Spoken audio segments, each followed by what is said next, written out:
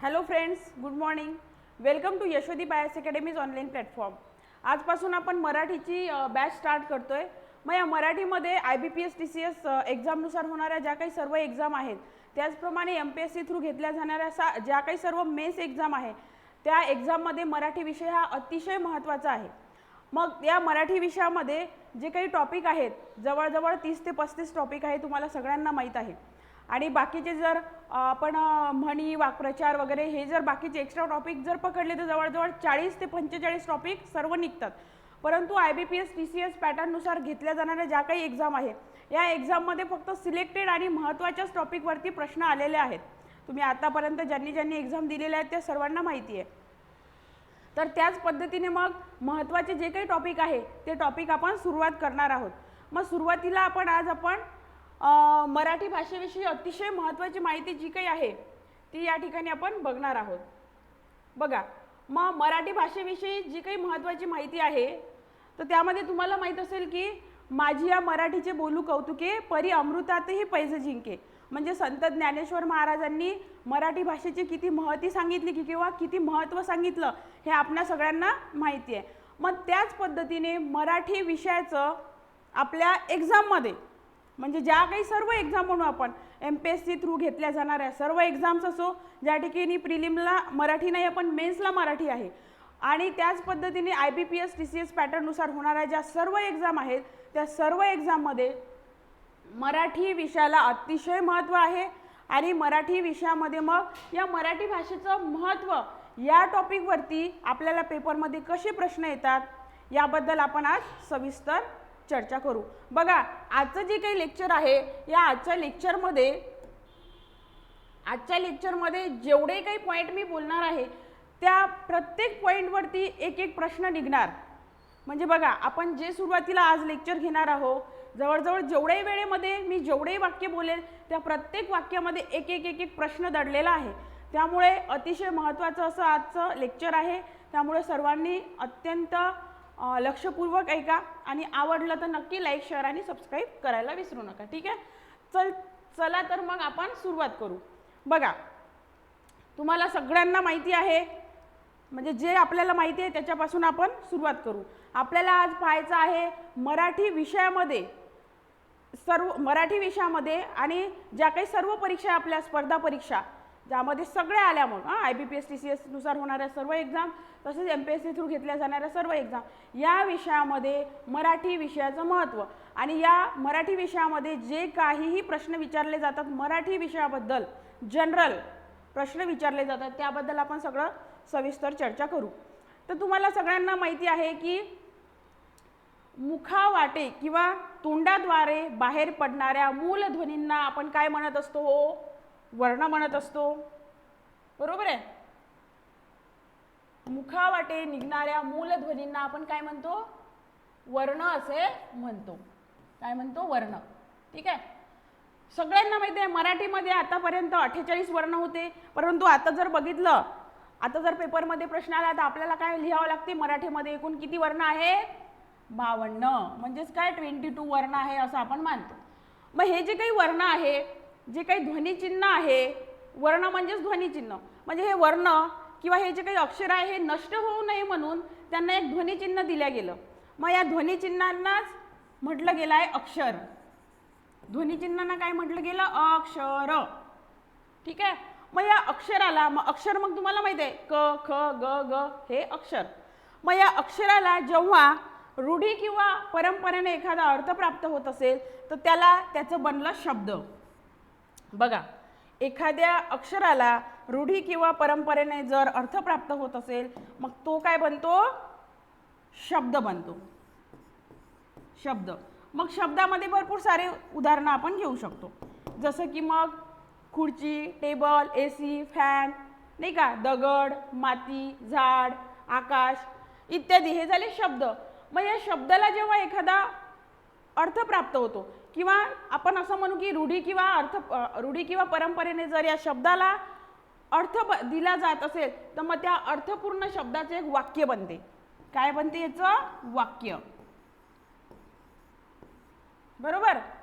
आधी वर्ण, वर्णाचं अक्षर, अक्षराचं शब्द, शब्दाचं वाक्य. मग आता वाक्य म्हटल्यानंतर भरपूर सारे वाक्य जे आपण रोज बोलतो, जे मी बोलत आहे. उदाहरणार्थ, मी सकाळी लवकर उठते, गार्गी खूप हुशार मुलगी आहे, नाही का, मी अभ्यास करते, अशा पद्धतीने वेगवेगळे वाक्य बनतात.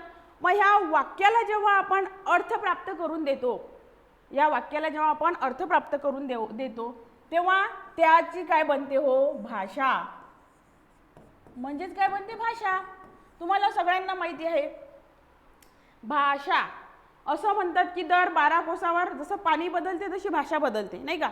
आपण आपल्या विदर्भातली जर भाषा बघितली, बघा, वाशिमकडची भाषा वेगळी, इकडे गडचिरोली चंद्रपूरची भाषा वेगळी, त्याच्यानंतर यवतमाळ, त्याच्यानंतर सिंदखेड राजा वगैरे बुलढाणा तिकडे बघा, तिकडची भाषा वेगळी, नाही का. मग अशा पद्धतीने भाषा बदलते. मग जसं म्हणतात 12 कोसावर भाषा बदलते तसं पाणी बदलते, जसं पाणी बदलते तशी भाषा बदलते, अशा पद्धतीने. मग भाषा, आता भाषाचं बेसिक सगळ्यांना माहीत आहे. तुम्हाला जर प्रश्न केला की भाषा हा शब्द कोणत्या धातूपासून बनलेला आहे, सगळ्यांना माहीत आहे.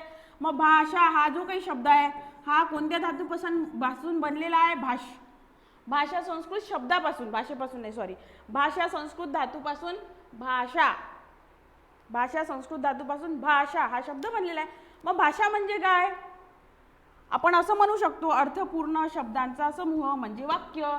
मग वाक्याला जेव्हा अर्थपूर्ण बोलल्या जाते, जेव्हा त्या वाक्यामधून एखाद्या म्हणजे विस्तृत माहिती, कल्पना, त्याच्यानंतर एखाद्या संप्रेषण म्हणून जेव्हा केल्या जाते तेव्हा त्याला आपण भाषा म्हणतो. किंवा सरळच भाषेची जर व्याख्या घ्यायची झाली, मानवी मनातील भावना, विचार, कल्पना इतरांपर्यंत पोहोचवणे किंवा माहितीची देवाणघेवाण करणे म्हणजे भाषा. सगळ्यांना माहिती आहे भाषेच्या वेगवेगळ्या व्याख्यासुद्धा काही मराठीच्या तज्ज्ञांनी केलेल्या आहे, त्यावरती सुद्धा प्रश्न आपल्याला विचारले जात असतात. ठीक आहे, की जसं रिकामी जागा डॅश डॅश डॅश डॅश, रिकामी जागा दिलेली असते आणि पुढे दिलेली असते मनातील भावना, कल्पना, माहितींची देवाणघेवाण करणारा शब्द किंवा देवाणघेवाण करणारं वाक्य विचारलं जाते. म्हणजे तिथे दिलेलं असतं मग ऑप्शनमध्ये वर्ण, भाषा, विचार, अभिव्यक्ती वगैरे वगैरे. तर भाषा आहे त्याचं असं उत्तर असते. किंवा एखादी व्याख्या दिलेली असेल, एखाद्या तज्ज्ञांची विचारलं जाईल की ही व्याख्या कोणाची आहे वगैरे. ठीक आहे, तर अशा पद्धतीने भाषा म्हणजे काय मग, तर भाषा म्हणजे मानवी मनातील संकल्पना, कल्पना, माहिती इत्यादींचं संप्रेषण म्हणजे भाषा. ठीक आहे, मग ही जी काही भाषा आहे या भाषेचे वेगवेगळे प्रकार आहेत. भाषेचे काय आहेत, वेगवेगळे प्रकार आहेत. मग भाषेचे वेगवेगळे प्रकार कोणते तर ते बघू आपण आता. मुख्यतः 2 प्रकार आहेत. मुख्यतः किती प्रकार आहेत, 2. भाषेचे प्रकार.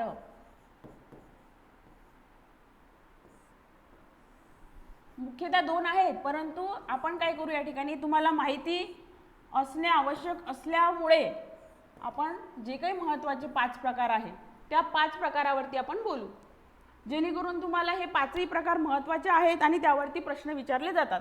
मग तुम्हाला सगळ्यांना माहिती आहे, एक आहे नैसर्गिक भाषा.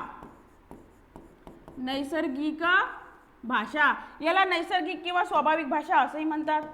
नैसर्गिक किंवा स्वाभाविक भाषा. ठीक आहे, त्याच्यानंतर दुसरी आहे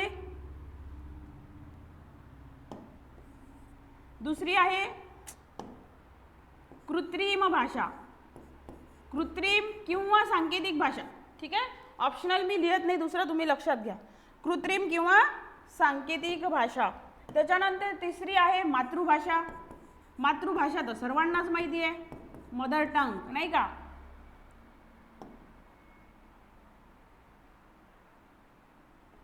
पेन निघतो की नाही. नंतर आहे प्रमाण भाषा. प्रमाण भाषा, पेन दिसतो की नाही तुम्हाला, जाऊ दे आपण हाच घेऊ. आणि नंतर आहे मग अभिजात भाषा. अभिजात भाषा.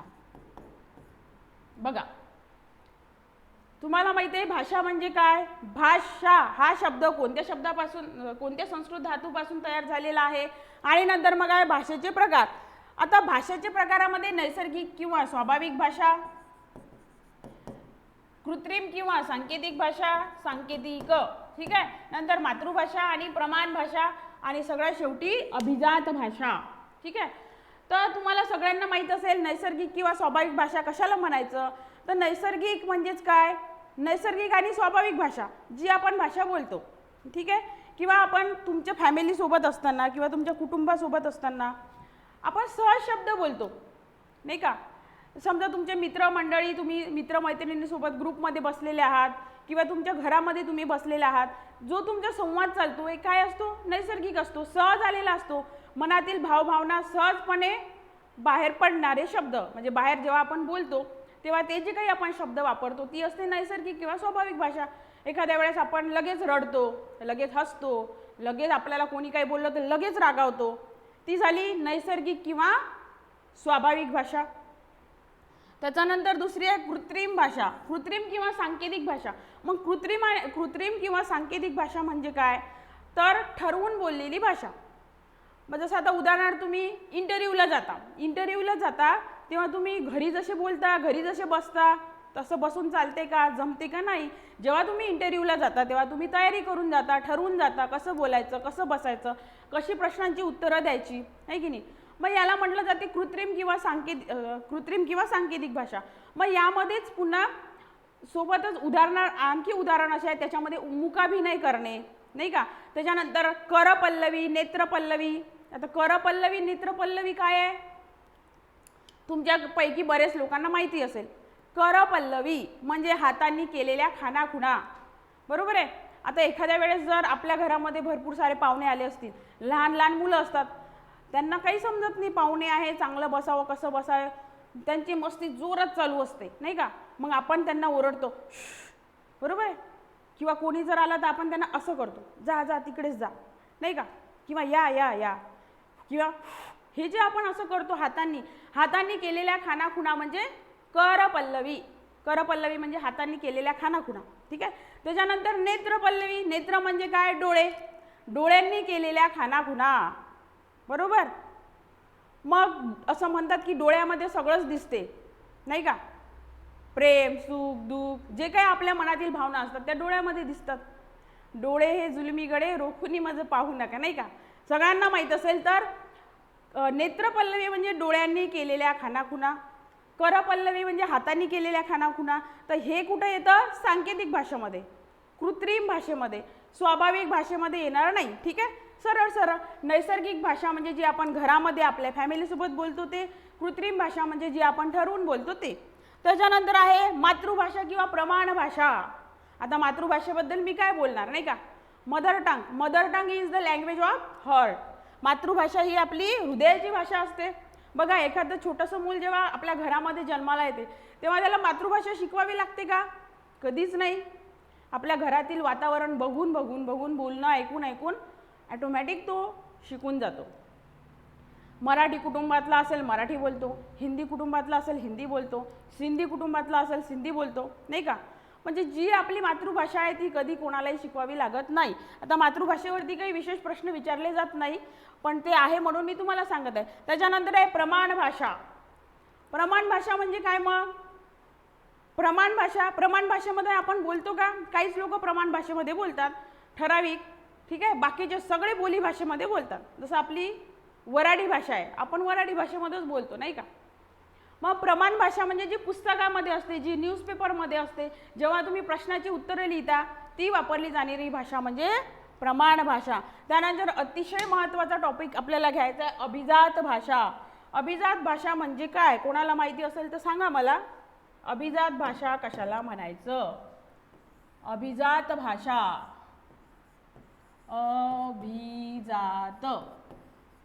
अभिजात भाषा.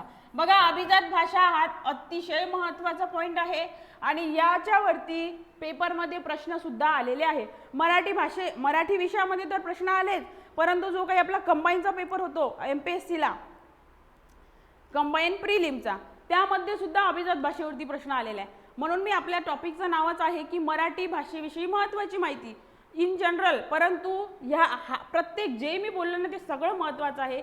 यावरती तुम्हाला प्रश्न कसे येतात हे सुद्धा मी घेणार आहे.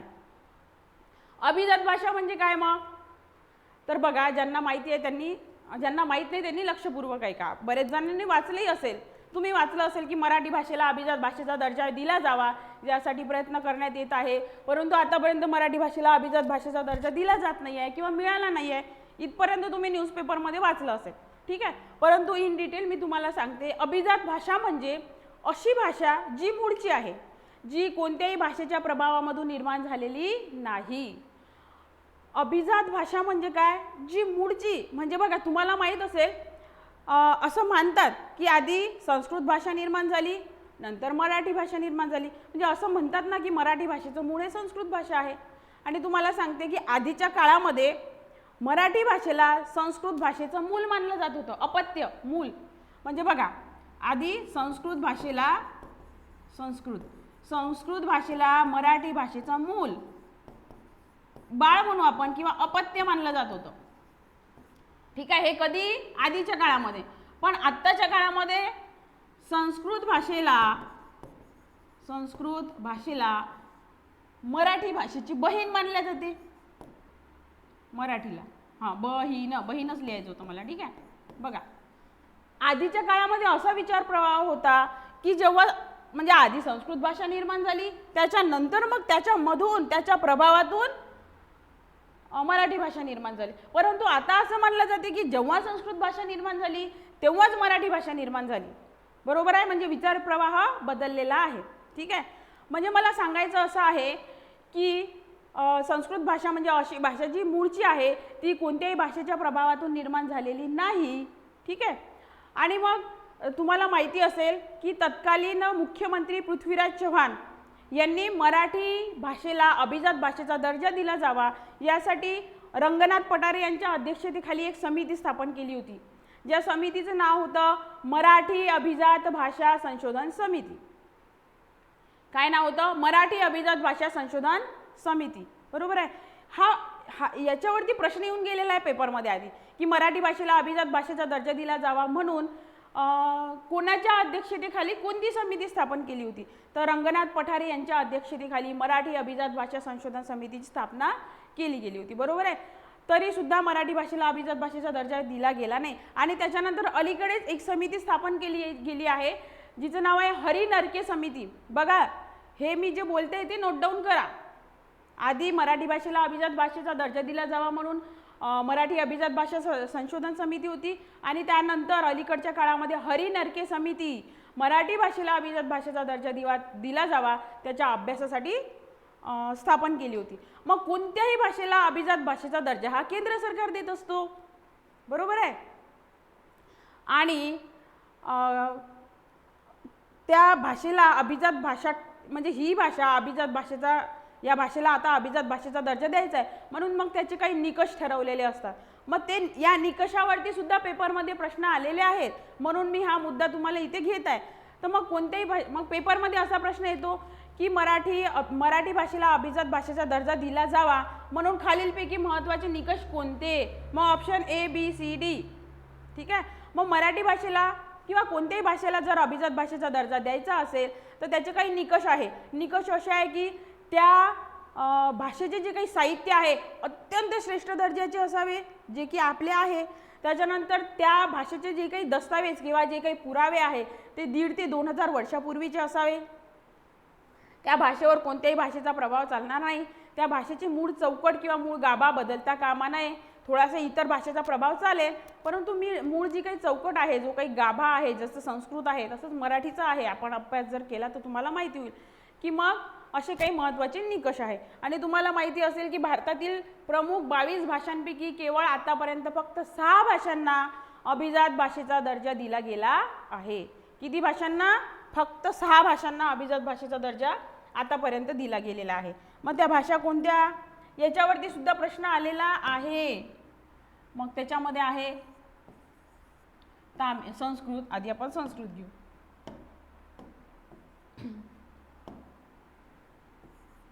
संस्कृत, तामिळ, तेलुगू,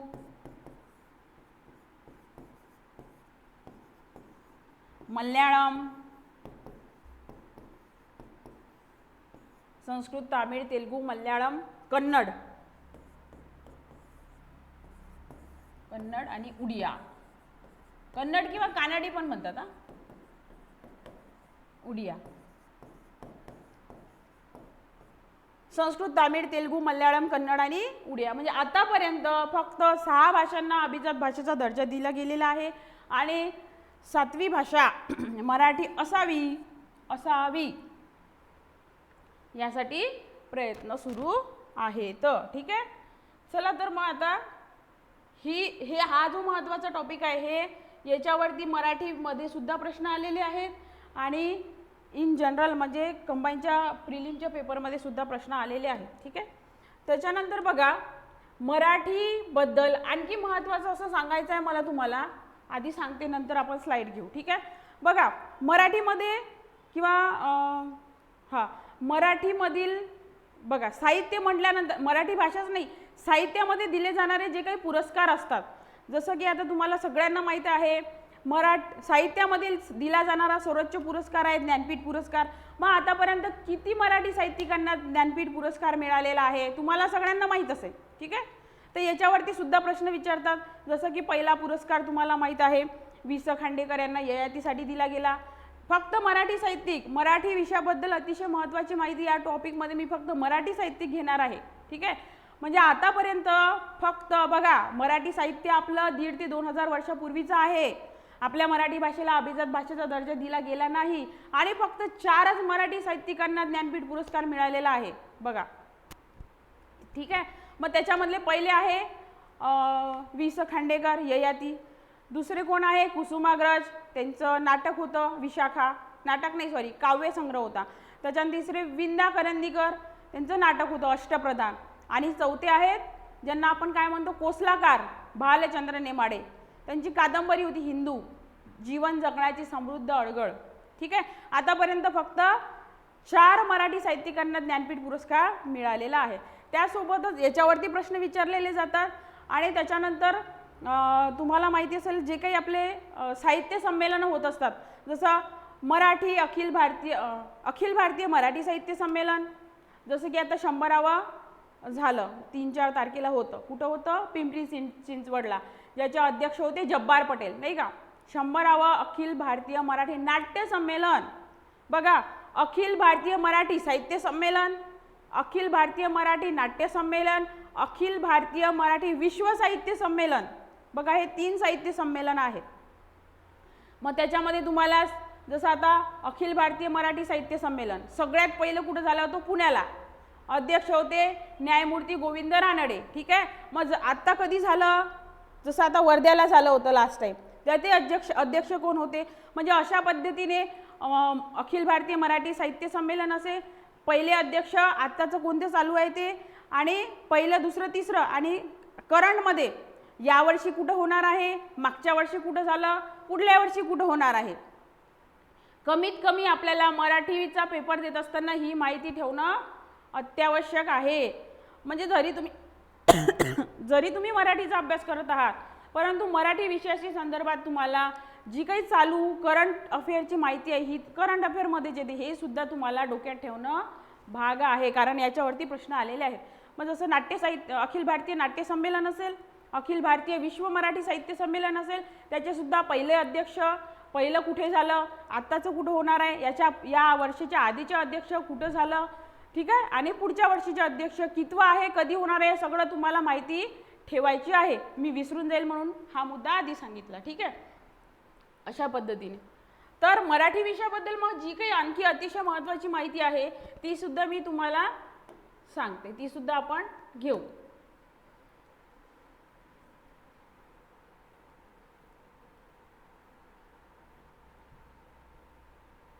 बघा, ही सगळी अतिशय महत्त्वाची माहिती आहे.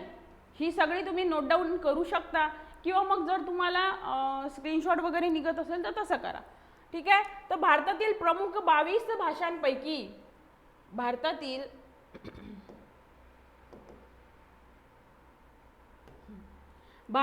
प्रमुख 22 भाषांपैकी मराठी ही एक महत्त्वाची भाषा आहे. ठीक आहे. हे तुम्हाला सगळ्यांना माहिती आहे. महाराष्ट्र आणि गोवा या राज्याची मराठी ही अधिकृत भाषा आहे. ठीक आहे. मराठी ही काय अधिकृत भाषा आहे, महाराष्ट्र आणि गोवा, हे सुद्धा तुम्हाला माहिती म्हणजे असेलच, ज्यांना माहिती नाही त्यांनी नोट डाऊन करा किंवा लक्षात ठेवा. त्याच्यानंतर मराठी भाषा ही जगातील 10वी तर भारतातील 4थी महत्त्वाची भाषा आहे. ठीक आहे, मराठी भाषा ही जगातील 10वी.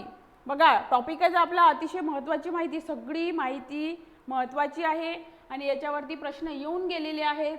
IBPS TCS पॅटर्ननुसार होणाऱ्या सर्व एक्झाममध्ये अशा पद्धतीचे प्रश्न विचारू शकतात. ठीक आहे, मराठी भाषा ही भारतानंतर मॉरिशस आणि इस्रायल असं नाही लिहिले जात, बरोबर बघा. भारतानंतर मॉरिशस आणि इस्रायल या देशामध्ये बोलल्या जाते. मराठी भाषेच्या 5 बोलीभाषा मानल्या जातात. 5 बोलीभाषा, मराठी भाषेच्या 5 बोलीभाषा मानल्या जातात. त्याच्यामध्ये पहिली आहे कोकणी, त्याच्यानंतर अहिराणी, मानदेशी, मालवणी आणि वऱ्हाडी.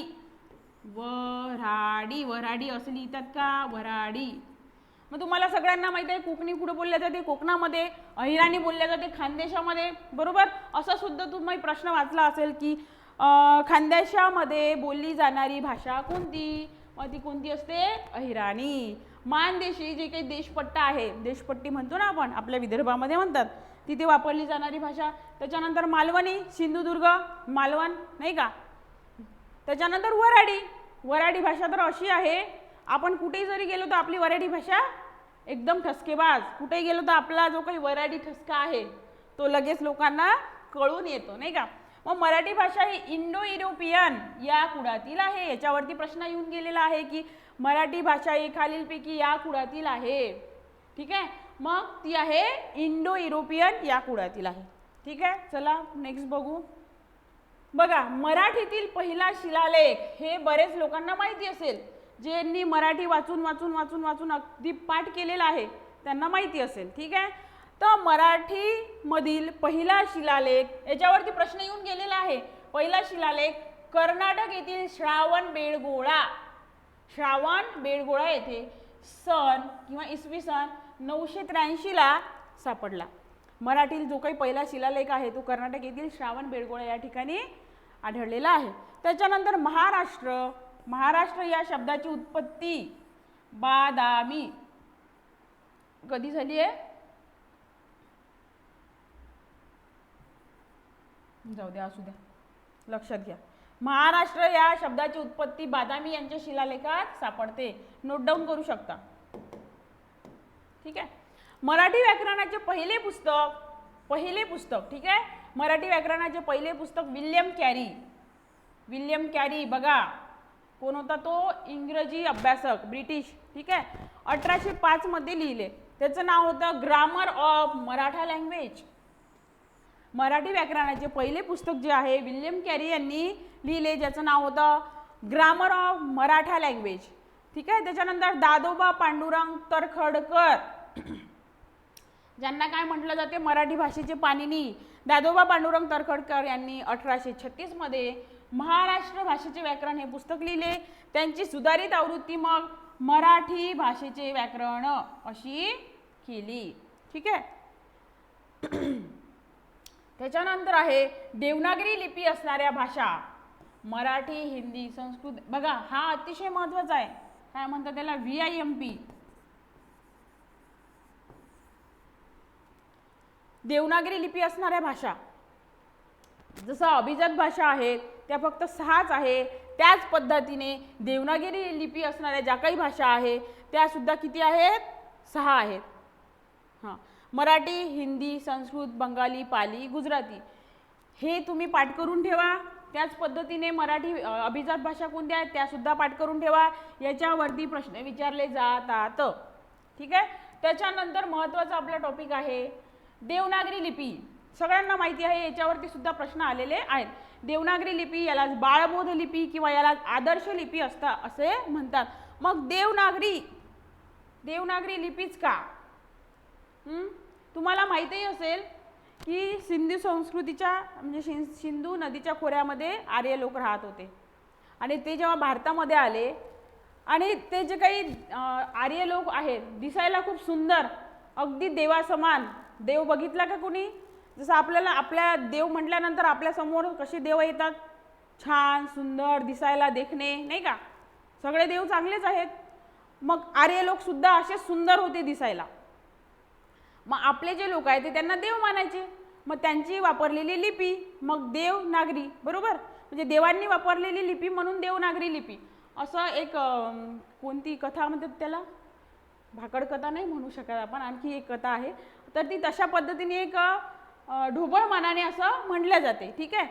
तर अशा पद्धतीने मग ती देवनागरी लिपी आर्याकडून आपल्या इथे आलेली आहे आणि आपण ती वापरतो. मग त्या देवनागरी लिपीचे काही वैशिष्ट्ये आहे, हे अतिशय महत्त्वाचे आहे. याच्यावरती सुद्धा प्रश्न आलेले आहे. खालीलपैकी देवनागरी लिपीचे वैशिष्ट्ये ओळखा. ठीक आहे. मग ते ऑप्शन दिलेले असतात आणि आपल्याला लक्षात ठेवावं लागते.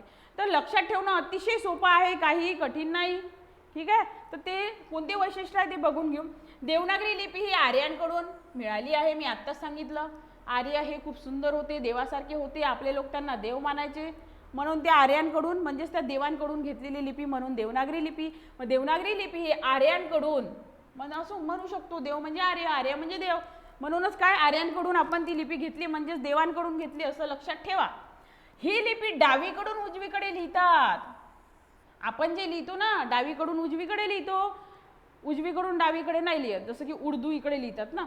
तर आपली मराठी आपण जे लिहितो ना तेच वैशिष्ट्य आहे. हो बघा, ही लिपी डावीकडून उजवीकडे लिहितात. ह्या लिपीतील अक्षरांवर शिरोरेषा देतात.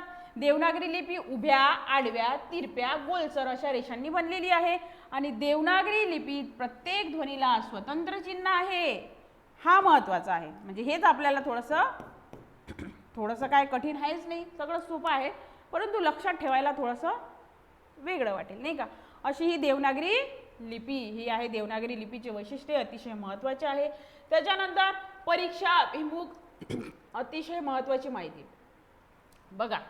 आता मराठीचा जर तुम्ही IBS TCS पॅटर्ननुसार होणारा जो काही सिलेबस बघितला असेल त्याच्यामध्ये हे जे काही मी उदाहरणं देणार आहे असे बरेचसे प्रश्न तुम्हाला पेपरमध्ये आलेले आहे. जसं की जे काही ग्रंथकार आहे, साहित्यिक आहे, त्यांच्या कादंबऱ्या आहेत, त्याच्यानंतर विशेषतः पहिले याच्यावरती प्रश्न आलेले आहेत. ठीक आहे. तर मग त्यामधले मला जेवढे घेता येईल तेवढे मी इथे स्क्रीनवरती घेणार आहे पटापट रिव्हिजनसारखं. आणि हे जे काही मराठी भाषेतील अतिशय महत्त्वाचा टॉपिक म्हणजे मराठी महत्त्वाची माहिती आहे त्याच्यावरती मला काही प्रश्न काढायचे होते, तर नेक्स्ट लेक्चरमध्ये मी काढून घेऊन येईल. ठीक आहे. तर अशा पद्धतीने आपण एक एक लेक्चर रोज रेग्युलर घेणार आहोत. तर मला असं वाटतं की सर्वांनी बघा, नक्कीच तुम्हाला या व्हिडिओचा फायदा होईल किंवा या लेक्चरचा फायदा होईल.